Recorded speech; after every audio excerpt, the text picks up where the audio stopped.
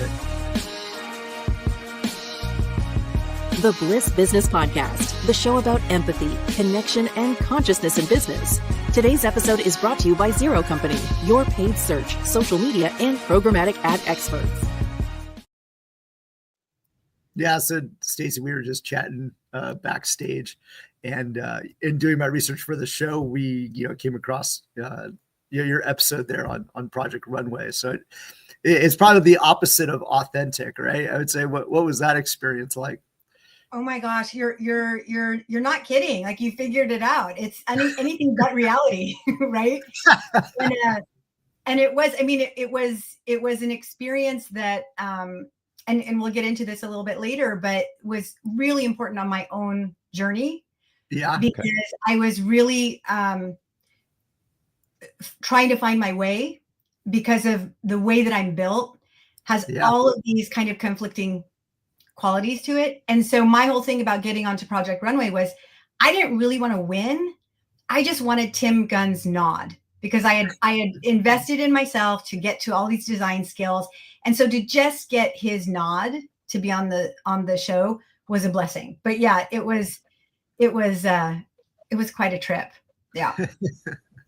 Well, we'll dive into that in a little bit. Welcome to the show, everyone. I'm Steven Zakash, joined with Mike Lusky, as always. Today, we're continuing our series on the role of empathy in leadership, a crucial element for businesses looking to foster strong cultures, enhance communication, and build brand trust, and just be good people, too, I think is really the important part there. Mike, why don't you introduce our guests today and tell us a little bit more about what we're diving into? For sure. Oh, thanks, Stephen. I appreciate that. And thank you, too, for our followers, our listeners, for joining us today. So today, joining us on this episode is Stacey Estrella. She's the co-founder of Mastering Your Human Design, which is a platform dedicated to helping individuals and leaders unlock their full potential by understanding their unique design, which I think, during our discussion, that's going to be really interesting to talk about, the unique design and how it influences their leadership, their decision-making, and the relationships that they can and can't create. As well, Stacey's spent years blending business strategy with her personal transformation, which we'll also talk a little bit more about, helping those leaders integrate self-awareness into how they manage their teams, build connection, and even grow their impact in the world today. So, Stacey, we're super excited to have you on the show. Welcome to the show. Oh gosh, it's such an honor. Thank you. So, Stacey, maybe we'll start off with something easy. So to kick things off, maybe if you could share with us your journey, what led you to co-founding Mastering Your Human Design, and why empathy became such a core part of your leadership philosophy. Yeah. So the way that I'm built as a human being, I always felt a little bit like a misfit. I mean, going back to my 20s, I just never wanted the same things that I felt other people wanted. I just didn't fit in. And then I also, there were things like I was ambitious, and yet I also was a free spirit, right? I was creative, yet I was also super strategic and logical, right? And I just felt like I couldn't find my place. So I've always been on this journey of exploration and self-discovery, because I'm always trying to triangulate and figure out what's the essence of me, right? Why am I even here? How can I serve in the greatest, most important, impactful way for me, uniquely for me? And one turning point was in 2006. This is when I moved from San Francisco to Manhattan. I don't live in Manhattan anymore, but I worked for a company at the time called Stone Yamashita. It's now SY Partners. And it was very interesting. They do transformation, large immersive events for companies going through major transformation. And these immersive events were meant to create experiences that touched both the head and the heart. And the first project I worked on with these guys was life-changing for me, because I finally felt like I could integrate these two sides of my person. And I felt whole. I felt like a whole human. And so fast forward, so I left that company in 2013, started my storytelling business in 2013. And then fast forward to 2022, I'm still always on my journey of, figuring out me through different systems and tools. And someone in January of 2022 mentioned human design to me. I'd never heard of it. And I said, what is it? And what they said to me was everything. And of course, like my brain has to go look that up. What do you mean by everything? And sure enough, I went home, I put in my birth data, I got my blueprint, I downloaded a report. And guys, this was the most dumbfounding moment for me. It was really a turning point because the way that this chart and this information told my whole story, told my story about my creativity and my logic and all of these inner conflicts that I had been trying to navigate without a manual all my life, that made me feel like I had to be someone that I wasn't because I didn't have everything I should.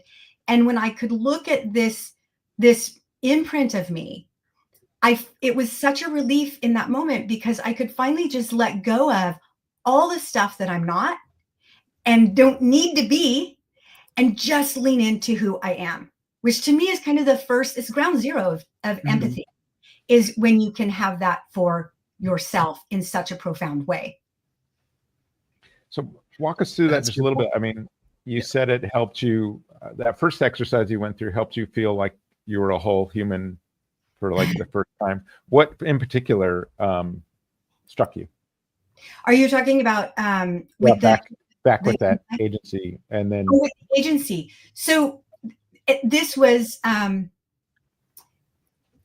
take storytelling, okay? The way brands communicate. And the first project that I did was for a healthcare company, and we were doing an event for 200 leaders, global leaders. And it was over the course of three days. And we had been, basically what we do is we know we need them all to get on the same page, no matter their business unit, no matter their region, whatever it is, no matter their language. And so we have to, in a way, reverse engineer the experiences that we're going to create. Maybe they're conversations or tabletop exercises or these immersive experiences with AirPods and things. And one of the key moments is the story. So usually with these events, there is a central moment. It might be the kickoff where the leader is delivering a narrative that we've helped create using their voice, but we've done it in a way that is plain language, that's both heart and mind, that's aspirational and inspirational, and concrete. It's not just all heart and no head. It's kind of the balance of both. And the first time that I experienced this story being shared with these leaders who are all, hard-edged and all, very ambitious, need to make their numbers, and to see the room go silent or hear the room go silent, and to have like a pin drop, and to have everyone be on the same page, quite literally, in the same language, with the same shared vision, with the same shared purpose. Everyone is elevated in that moment. And it transforms the entire experience that they can then take back to their own organizations to keep that energy flowing, right? And to propagate what they've been able to do at this event. So in that moment, to see that impact and feel it was just really profound, that I realized, wow, there is a place for head and heart in business. I never knew that, right? Until that moment. So then all of a sudden, when you're in an experience like that, you have permission to bring more of your heart into this realm that has always, we've been taught or conditioned, doesn't have room for it. Yeah, like that. It coalesces around this story, right? That where they're all sort of understanding about each other a little bit on a deeper level. From a leadership standpoint, I think it's one of the toughest things, I think, for a lot of people is this sort of self-awareness that we have to have as a leader. You don't know what your different traits are. And then, so you mentioned later on going through that process now, learning about yourself a lot more. What did that sort of teach you in that process? Like Stephen, the notion of self-awareness, to me, it's like that's the killer app, if you will, in leadership. Yeah. it's my belief that there are a lot of quote unquote leaders, people who have positions in an org chart who are pretending, right? They're playing a role that they've been taught to play, but it might actually be dissonant with who they are as a whole person. But they're in this role and they're leading from this place that's not 100% true for them. And I think when I think about this whole notion of self-awareness, what happened when I went through my human design blueprint, like the second that you see who you really are and you're able to release everything that you're not, you have so much empathy for yourself, love and acceptance for you as you are. And in the next breath, you can't help but have that for everyone else in your life, because you realize that you've been operating under a lie, under a false, pretense, right? That you've been playing certain roles because you're quote unquote supposed to, or being interested in things because you're supposed to. And that's not actually why you're here. And so when you said self-awareness, that is the killer app. It's like this level of self-awareness where people can self-forgive, where they can accept who they are, like radical acceptance of who they are and the journey they've been on and what they're about. Creates, I think, this elasticity emotionally in organizations for leaders to connect with everyone in the organization, everyone outside of the organization differently. You start showing up differently.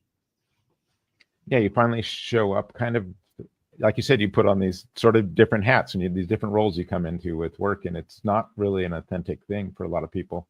But when you can finally show up, as yourself, and that may mean you got to be a little vulnerable, right? And you got to be a lot self-aware about yourself to get to that place. Yeah. In fact, I mean, Stephen, to your point too, the research, totally aligns with that. In fact, in prepping for the show, I was looking at this report from Korn Ferry that brought out that leaders in this report, so leaders that had high self-awareness were more effective simply because they could manage, number one, their emotions, and then they could understand the perspectives of others. So I think going back, Stacey, to what you're saying about the human design component, that it almost emphasizes that understanding yourself eventually turns into being able to lead others in a better way, right?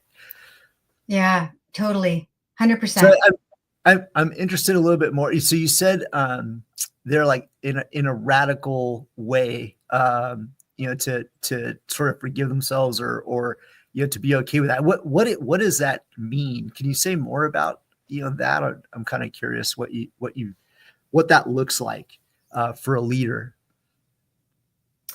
Yeah, I think it is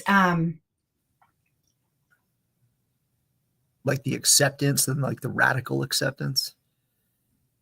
It means accepting your weaknesses and your flaws and your failures, what you think are failures, right? But that are really there for learning, and to recognize the value in all of those things to teach you, like, really why we're here, empathy, right?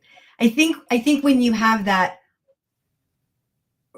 radical acceptance for yourself and the things in your past that made you cringe, when you understand why you did those things. And again, human design was the way that I could go back and look over, because it's a decision-making tool for you as well, for your energy type and authority and all of this. And I could go back and look at the decisions that made me cringe. And actually one of them was Project Runway. Now that we bring it up, it's funny how we're coming back to that. And the reason, so because I think a lot of times when we, like, you come into this world and you don't have a manual and you're just kind of trying to navigate, right? And you navigate based on what the world tells you is, or what we're supposed to be, and then what your own desire is. And then sometimes they meet and sometimes they don't. And it's this very rocky journey. And I sit here and I think, gosh, I wish I had human design when I was in my 30s, because I could have avoided a lot of this up and down cycle. And for me, though, I met it at the exact right time, because I could look back at decisions that did make me cringe. Project Runway, one of them. That was a decision that I made out of alignment. This is human design speak, right? Out of energetic alignment. I'm a sacral authority. I didn't make that decision with my sacral. And I'm almost wanting to self-correct, because there was a part of me that did. I knew I wanted Tim Gunn's nod, but I also knew that I wasn't going to prostitute myself to stay on that show any longer than I had to, right? I wasn't going to be the media magnet of the drama and all of that that's really needed for those shows to stay on them. Yeah. But when you look at your past decisions in your life, the ones that you regret or the ones that make you cringe, and you can go back and realize why you made them, that it actually wasn't you. It was this shadow part of you that was making them. That's radical acceptance, when you can go back and love on that, right? You can love on all those decisions and realize, no, that was me it was a different version of me that isn't the version I am now. I don't have to keep carrying that baggage around. Yeah, then I think, bringing it back to the leaders too, it's okay. I think the pitfall that sometimes we fall into as a business leader is that it's going to impact the bottom line, or it's going to have a negative impact on ROI. And I think time and time again we sort of see that the research is showing that it's quite the opposite, right? If you track different indices, like for example, I think Harvard puts out the Global Empathy Index. And in a recent report, it showed that the value actually increases of the organizations where their leadership is showing more empathy, to the point of where the top 10 companies in the index that scored high in that empathy index generated 50% more profits than the bottom 10. So, I think bringing it back to the leadership component, it's just not really a nice to have anymore. I think it's, it actually does lead to measurable outcomes of business. I mean, we're seeing that at Costco right now, right? So when you think about the CEO of Costco, from what I understand, guy drove a forklift, right? For years and years and years, rose up the ranks, right? He knows what it's like to be in the shoes of just workers, everyday workers, right? And so when it comes to defending DEI, diversity, oh my gosh, was it? Equity and inclusion. Costco basically, they took a stand, for people who didn't know, they took a stand that a lot of other companies haven't been making lately. A lot of them have been like doing the Homer Simpson backing away into the bushes thing. And Costco is like, no, actually, we value diversity, and we're fine as we are. And people they're being flooded with a lot of new members. And I think that's a perfect example. And it's funny because you mentioned, Mike, and I think, Stephen, you were also bringing up this idea of purpose. And purpose and empathy are so tied together, right? Because when you have a really good purpose for a company, it's very human-centric. It's very human-centered. There's some sort of way that, it's a higher calling that is timeless, right, into the future. And a lot of times, I think when to get a good purpose statement, you actually have to narrow your aperture, right?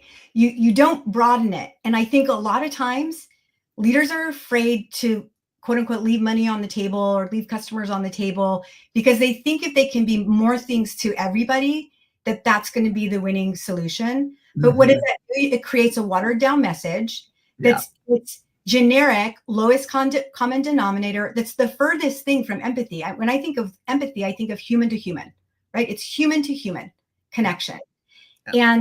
And that's one of the things that in our storytelling business that we really work with clients to actually narrow their focus, right? You have to a lot of times you have to narrow your focus in order to have that more powerful impact emotionally.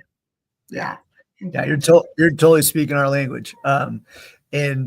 Yeah, to your point there. So I'll just share with you, and I've probably shared it on previous shows, my definition of empathy, as you're talking about like the one-to-one, I'd sort of define empathy as sort of your pain or your struggles in my heart. And so it is, very, much, one-to-one, but I think there's also a pitfall that brands or maybe leaders can sometimes fall into. And that's sort of the concept of this performative empathy, where it's really just fake and inauthentic. And I think employees in particular have their hypocrisy radar, and they'll pick up on it, pretty quickly. If it's just really about optics without authentic action, it in the end, it actually will come back and so blow up in your face. So a caution for sure to avoid. Yeah, I think, Mike, that's where that empathy and the purpose go hand in hand, because purpose really kind of anchors you, from going to, from watering things down, from going side to side and stuff, from not really being about it. Right. So, so it really gives you that sort of anchoring on something that's authentic. Totally. And so we've got a question here from our audience. Stacey, do you think leaders can be too empathetic? How do you avoid emotional burnout? That's such a good question. So I love the previous definition. What was it? Your struggles are in my heart. So essentially your struggles are your pain, but in my heart. Yeah, because that is one of those. I think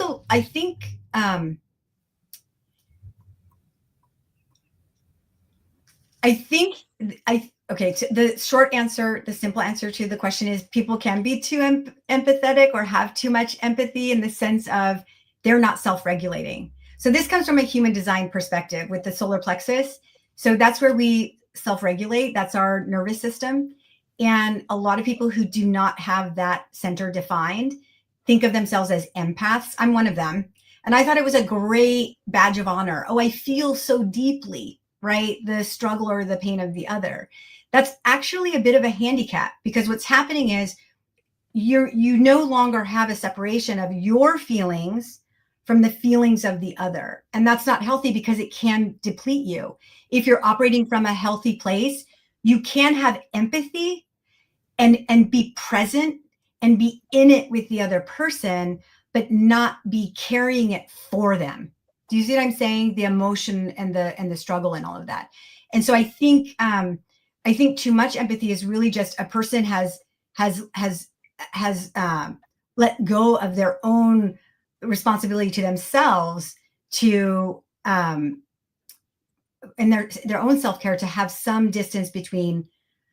I'm having a hard time expressing this, but to know what are the other's feelings and what are their feelings. I think that's the thing. We have to own our own stuff. Yeah, I think definitely especially in leadership, you definitely have to own your own stuff for sure. Mike, and the other side of this that we haven't really talked about, though, I do think there's a positive part of that in your heart. It's also someone else's joy in your heart, right? So there's also that positive empathy where there's gratitude, kind of feeling to that. I think that would help balance it out. And maybe that helps. I think maybe if there's emotional burnout or something where you're not just always on the negative, the sad side of things, but you're also on the positive side where you're like, oh, wow, look at how, this person's doing, or how great this went for them. I think that probably balances out. But yeah, to your point, Stacey, you don't want to lose your own self in the process, right? That's a better way of saying it. That's a succinct, very good way of saying it. Yeah, for sure. So at Mastering Your Human Design, how do you help leaders kind of understand their natural strengths and challenges? Yes, everything starts with doing their analysis, doing a chart. And we actually use I'll this. go through this process with you, like walk me through it. So I'm going to go through it. You're going to run me through this sort of chart, and I'm going to ask me questions, kind of thing about no. So how this that is works. so human design. So there's Clifton Strengths, Myers-Briggs, all of these other systems to know oneself.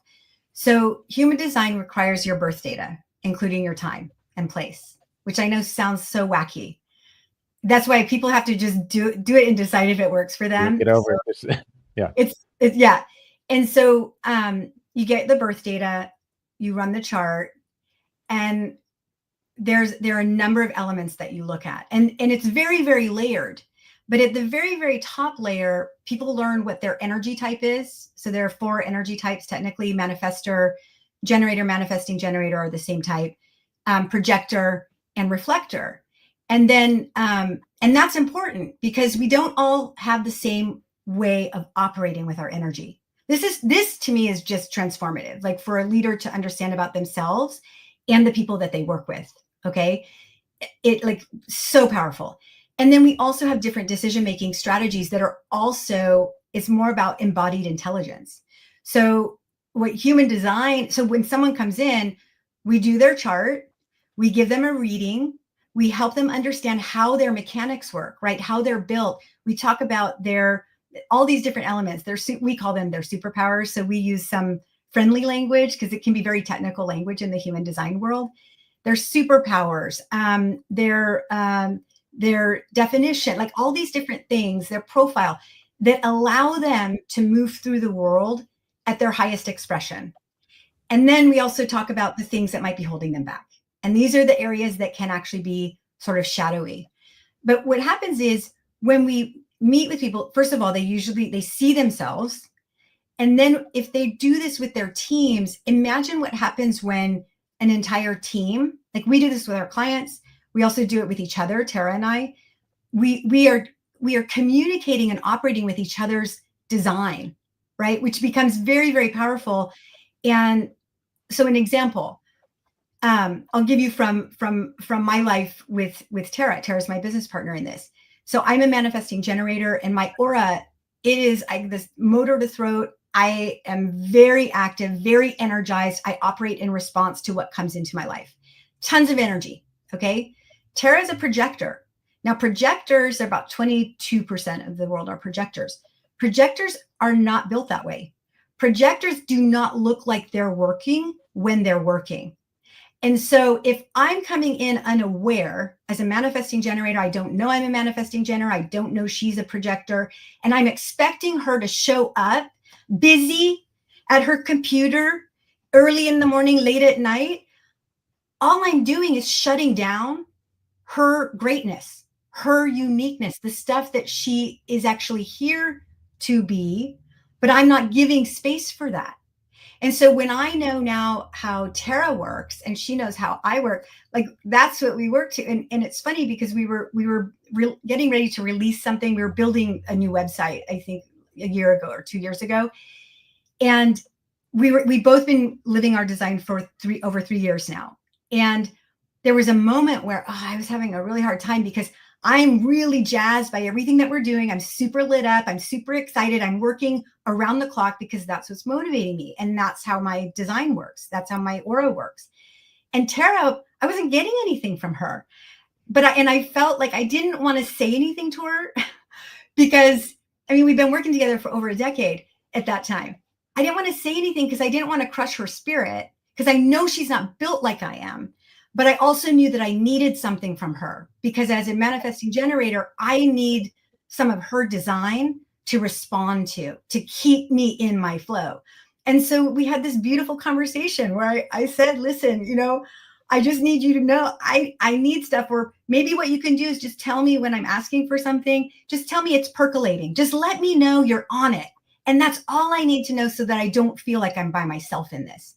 And this is what I'm getting at about the kind of authentic communication that happens is we're now just accountable for our design, right? Are we in our own flow? And if we're not, it's not someone else's fault, actually. right? It's me and my expectations of the other. It's me being out of alignment with myself. And I can actually get in alignment if I'm truthful about what's blocking me, and then bring that to the other in conversation. So I kind of went off the rails a little bit there from, what people do when they come in, but I think, yeah.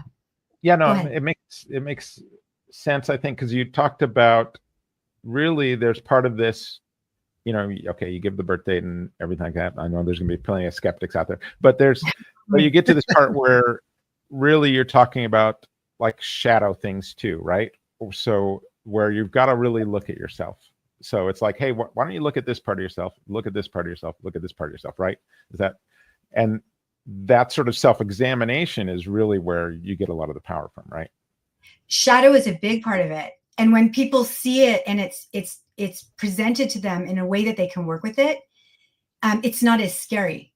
And it's funny that you bring up the cynics. So when I met my design, so I have this thing called the channel of logic. Like, it is the chief cynic. I'm convinced it's why I was called to this, because I'm designed to be cynical, and I have to make sure something works. And that's why I had to use it on myself before I could actually, even suggest it to anyone else. And the fact that and also one of my channels is the channel of transformation. So in your introduction, you were talking about, this has been my life, continuous transformation. So these were some of the things that I always knew I was really good at. Pattern recognition. That's the channel of logic. So when you start to see how this thing shares with you what you already know about yourself, and then it shares with you, here are areas that you might be vulnerable and might be experiencing conditioning from outside forces to be something that you're not.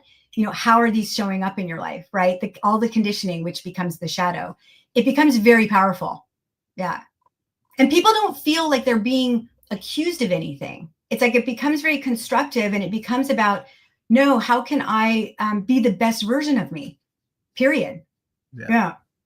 Yeah. And it's Stacey, I think bringing this back to business and to your points earlier about the importance of empathy and leadership. I think there's a really good connection, right? You just shared a real life example.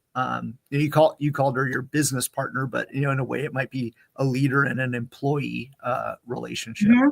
And you understood her, right? Probably because you were demonstrating empathy. And there's this great organization out there that puts out a report every year, Business Solver. Not sure if you've heard of them, but it's interesting. And I'm going to bring this to the leader and employee gap. So in the report that they came out with, they shared that just over 55% of CEOs and about half of employees were experiencing some sort of mental health issue in the past year. And then like with Gen Z in the workforce, it's a lot of a higher percentage. It's now, crazy. Those are crazy numbers. We're so unhealthy with the way we're building business right now and the way we're running business. Those are just crazy numbers. It is, right? So now if we're thinking about half of those CEOs and half of the workforce are having these issues, it comes back to, I think, how critical empathy is as a leadership tool, right? Because it's almost this necessity, because, if people operate differently, or if they have, mental health issues, or maybe, they're just, coming from a different place in the world, it's a requirement in order for us to have this empathy, to have to have well-being across the whole organization, and then to be able to operate with each other, right? Otherwise, if I was a leader and I lacked empathy, I'm just going to come in the way that I want to come in, and everyone else has to, adjust to myself. And it's just really not like that, right? It just ends up leading to dysfunction, lack of productivity. And we know the statistics around employee disengagement. So I just wanted to bring it back, to your example there of such an excellent real life example of two totally different individuals operating together because you're understanding each other, So. That's so good. And I think this is actually where this can be scalable. So it's my belief that like the future is going to depend on like the companies that are going to blow everyone away in the future. They're going to be leaders who actually recognize this science of differentiation and realize that you build a company from the individuals up. Okay. It's actually about optimizing each individual. And this is a system that will allow you to do that. The second, every person who understands their human design, immediately their relationships change with their parents, with their siblings, with their partner, because they're different. They're not expecting change from anyone else, but suddenly they're honoring their own design. And then when they know how the people around them are built, it goes even further. So it's that whole one person does it, then 5 do it. It's that whole is that logarithmic? It becomes a logarithmic thing. And so I even though this is about one person at a time, I feel like the change can happen and the transformation can happen really quickly when people, even a small team, realize how good this is, how powerful it is, how it empowers them, makes them more than just the 5. Like Tara and I are a complete creative department because of also how our designs link up. It allows everyone to work from their strengths. And that's what happens. And all the other bullshit, I hope I can say that, goes away. All the other bullshit dissolves. It doesn't matter. It's not, and this is why I think there's such a backlash against return to office, right? Because return to office is this kind of thing of, I said so.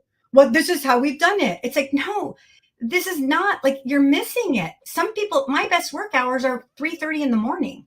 That doesn't work with 9 to 5.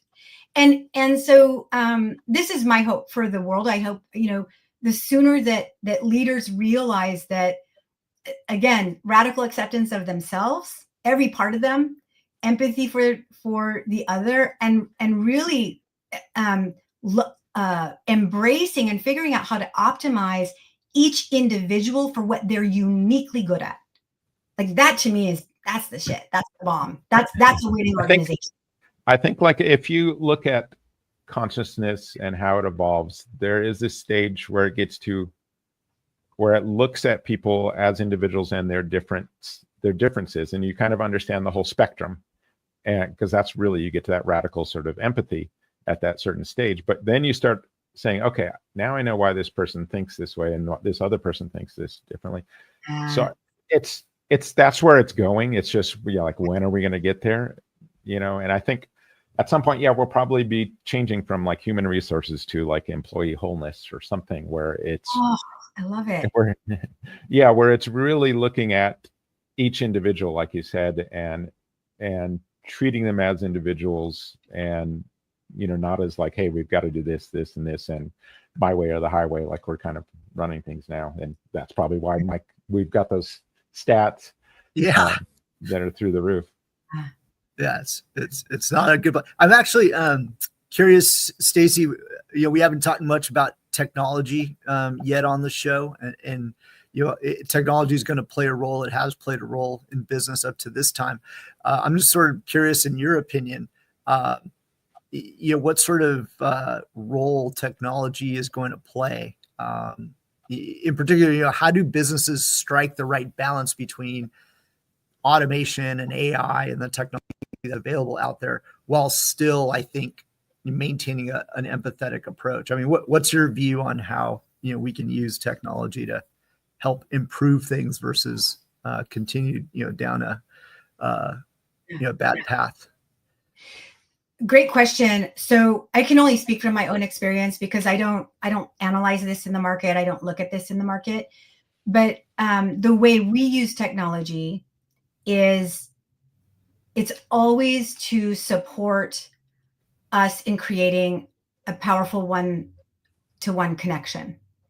And so, we have a platform for, our member community that's private, and we did it on purpose because it's private, and and it gives us a way to connect with people in a way that can't be shared outside. I think you had mentioned AI earlier because you've launched this wonderful product. The way I use AI is for my storytelling is I never ask AI to write for me, because I wouldn't actually, and this is me checking in with me. This is just how it works for me. I can't use it to do creative work, but I can use it to teach me, right? So sometimes I come into a storytelling scenario and I don't fully understand the technology. So one of the best ways I love to use AI is explain XYZ to me like I'm a 5-year-old, right? Explain it to me like I'm 5. And AI is great for that, right? Because it's actually helping me understand concepts that would have taken me so long to wade through a bunch of white papers to figure out, right? And so to me, I mean, my use of technology is not, I never want to feel like technology is between me and the person, the client. I guess that's what I'm saying. And take it for what it's worth. Yeah, that's how we're operating with it anyway. Yeah, I'd have to agree with you. My view on it, too, is that, AI, is going to become, and it already has become an integrated part of business. But the role, I think, of the human when it comes to empathy becomes even more critical because of, how quickly AI can maybe process data, but I don't think it could really, truly connect at an emotional level unless it's taught that. So I think sort of the future belongs, I think, to leaders who can blend technology in an efficient way with, authenticity and to create, more of a human connection. So yeah, I think to your point, it's leverage the technology so that it can draw you closer to people. I guess is kind of what we're saying. Yeah. Stacey, before we wrap up, there's a question I always pose to our guests. Do you think love belongs in business? I think it should be obvious, but hell yeah. I mean, honestly, I think it starts with self. It's love of self. Like truly, I think leaders who are not effective, I think that's where it starts, right? I think if you're not love of self in a healthy way. Exactly. Yeah, exactly. So love of self, love of craft, right? Love of craft, love of purpose, right? Love of place and love of the people that you surround yourself with, that you choose to be with. But I think in the future, I think we've been on a journey in business where it's all the organizations have been structured around efficiency as if it were a production line. And that is what's going away. And now it's like, well, now, and that's why people are scrambling for how do we systematize, efficiency, but by drawing out the best of each individual. Like that's new terrain. It's very exciting, right? And so to me, now I lost my train of thought, but anyway, and yeah, but I feel like we're bringing it back to love. I feel like the future businesses, I do feel like it's going to start with love. And that sounds really weird, like asking for birth data, right? But this is actually the age of Aquarius. This is where we are as a society. Not everyone sees it, but it's there. And the people who lead with love, I think, are Costco CEO, are going to be the ones who are rewarded for that, right? And that's where the loyalty comes from. Yeah. Yeah, and I think too, things are so divisive these days. But I think if you just bring the conversation back to love, you can usually start connecting people again versus all the disconnecting we're doing. And I mean, that's a huge service to everyone, I think, right now. Where can people find out more about your business and what you do? Where can they get in touch with you? Yeah, they can start at Humanifesto Studios. It's one word. And or they can just go to masteringyourhumandesign.com. So either of these websites are good. Thank you so much for having me today. Thank you. And thank you to our listeners. Be sure to subscribe for more conversations with leaders making a difference. And we will see you next time on the Bliss Business Podcast.